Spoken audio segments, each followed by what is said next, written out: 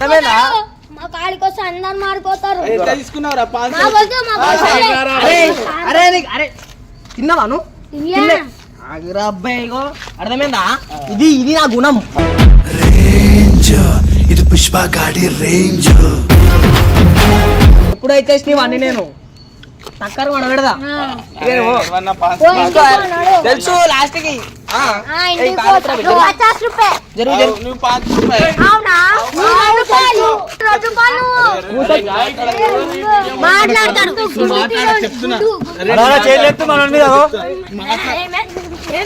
అట్లా భయపడాలి. నీకు చైన్ ఇచ్చింది ఎందుకు? కూర్చోబెట్టాడు కింద కూర్చో. లేవు లేవు పైకి లేవు.